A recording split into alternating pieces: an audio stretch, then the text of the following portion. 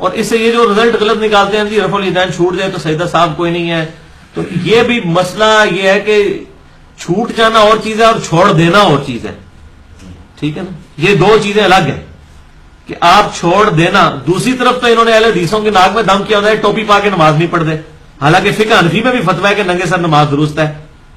ہم بھی کہتے ہیں درست ہے، صرف ہم یہ کہتے ہیں کہ افضل یہ ہے کہ سر ڈانپا جائے، نماز کا حصہ نہیں ہے.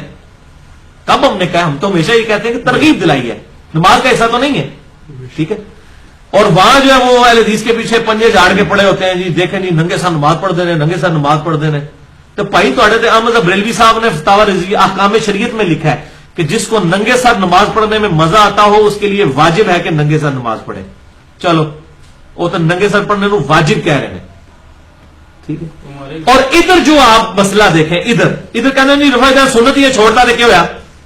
تو بھائی پھر ایک اصول رکھو نا، بےمانی کی ہوئی ہے نا. ادھر وہ کرتے ہیں ادھر یہ کرتے ہیں.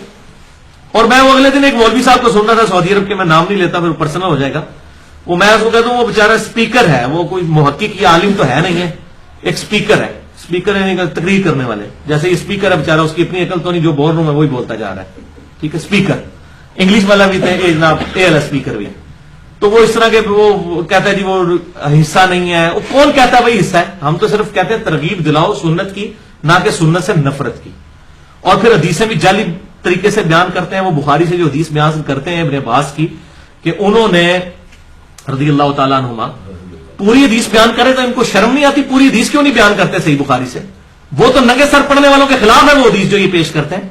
ابن عباس نماز پڑھنے کے لیے آئے مسجد میں، انہوں نے پگڑی اتار کے اپنی سامنے رکھی، کرو پاس کاٹ کے تھے، چیر کاٹ کے تھے، ننگے سر نہیں سنائے مسیح، پگڑی بن کے آئے سن. پوائنٹ ٹو بی نوٹڈ، پہلی چیز، ٹھیک ہے. اور آگے سامنے پگڑی رکھی، نماز پڑھی، سلام پھیرا. تو وہ جو ساتھی تھے انہوں نے پوچھا آپ نے یہ عمل کیا کیا، یہ آپ نے کیا کیا؟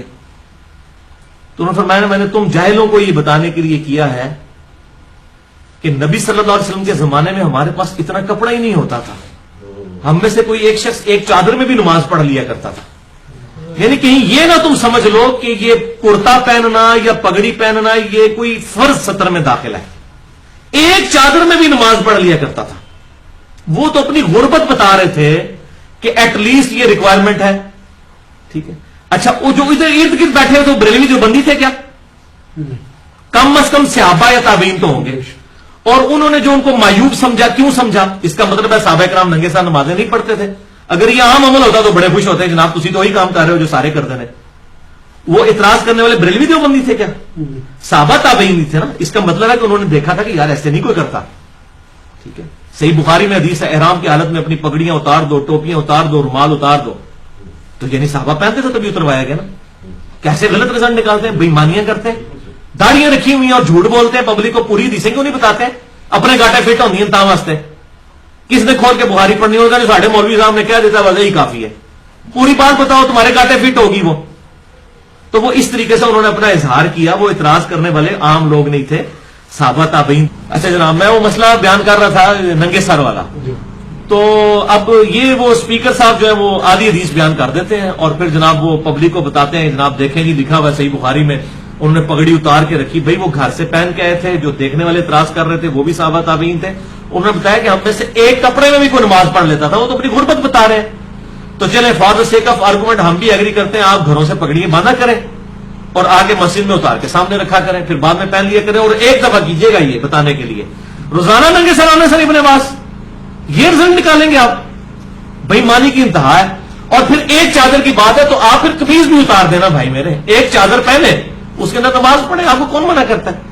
لیکن آپ نے اوپر کبے چبے بھی پہنے ہوئے ہوں اور عجیب و غریب قسم کے باسکٹیں بھی پہنی ہوئی ہوں اور رنگین زد پر لباس پہنے ہوں، چڑھ آپ کو جا کے ساری ٹوپی اور پگڑی کے ساتھ ہو جائے تو یہ بےمانی کے اوپر مبنی ہے. اور پھر یہ کہنا جی کون کہتا ہے ننگے سر نماز نہیں ہوتی؟ بھائی کوئی نہیں کہتا، لیکن خدا کے لیے ہم یہ کہتے ہیں کہ سنت کے اوپر عمل کرو. دوسری طرف تو آپ کی حالت یہ ہے کہ جو صحیح بخاری میں حدیث ہے کہ نبی صلی اللہ علیہ وسلم فجر پڑھ کے تھوڑی دیر لیٹتے تھے اور پھر تہجد کی نماز پڑھ کے تھوڑی دیر لیٹتے تھے، یا فجر کی 2 سنتیں پڑھ کے تھوڑی دیر لیٹتے تھے اور پھر فجر کے فرض پڑھتے تھے.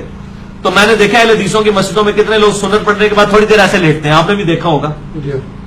تو یہ کون سی آپ نے حکم فرمایا؟ یہ کون سی ایسی سنت ہے جس کے اوپر عمل کرنا اتنا ضروری ہے؟ لیکن ہم کہتے ہیں محبت کی ادا ہے. تو اچھا اس میں آپ یہ بھی کہتے ہیں کہ آپ نماز کے علاوہ اگر ننگے سر پھرتے ہیں تو نماز کے لیے نہ کریں، جو عام حالت میں پہنتا ہے وہی نماز میں پہنے. اب یہ بھی میں کہتا ہوں کہ خدا کے لیے جو بندہ عام حالت میں ٹخنوں سے نیچے کپڑا رکھتا ہے نماز کے لیے اوپر کر لیتا ہے آپ اس کو اپریشیٹ کریں.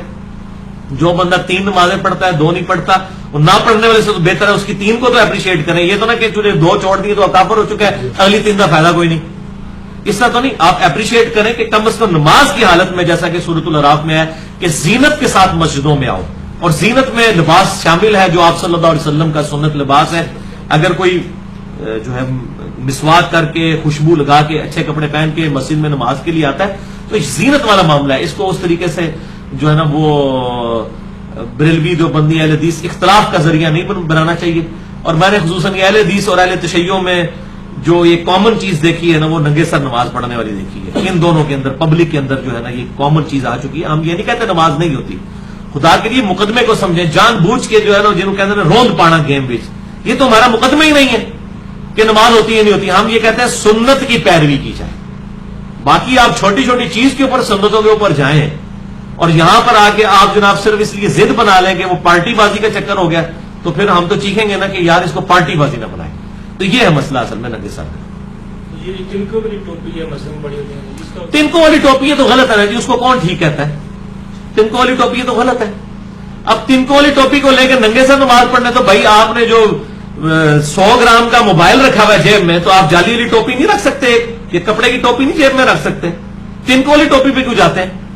ہر چیز کے بہانے بنائے ہوئے جو دل بےمان تو اجتا ٹیر. یہ پنجابی کا محاورہ ہے نا کہ اگر دل بےمان ہو تو اجتے ٹیر. کبھی وہ تنکوں والی ٹوپی کے پیچھے چلے جاتے ہیں، کبھی کوئی ادھر چلے جاتے ہیں، کبھی ادھر چلے جاتے ہیں.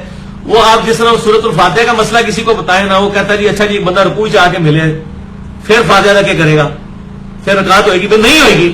10:30 نہیں ہوگی. امام بخاری نے بھی لکھا نہیں ہوگی. جس حدیث تو رزلٹ نکالا ہے وہ بالکل غلط رزلٹ نکالا ہے، میں نے مسئلہ نمبر 84 میں بتایا. تو یہ ادھر ادھر سے جو پوائنٹ پکڑ کے تو نکالتے ہیں، اصل مسئلے کو سمجھیں. ٹھیک ہے، یہ پنجابی چھڈو مجھ ہٹتے جانے کٹے ہٹنے. ٹھیک ہے نا، خدا دا نہ مجھ ہٹ چلے اتھی رہو. کبھی وہ کہتے ہیں نہیں جی آج کل کی ٹوپیاں یہ ہو گئی ہیں، آج کل کی فلاں چیز یہ ہوگی. وہ خدا کے لیے آپ چھوڑ دیں اس کو. آپ آئیڈیل مسلمان بن کے بتائیں لوگوں کو، ان کو چھوڑیں جو وہ کر رہے ہیں. ٹھیک ہے، یہ چیز ہے.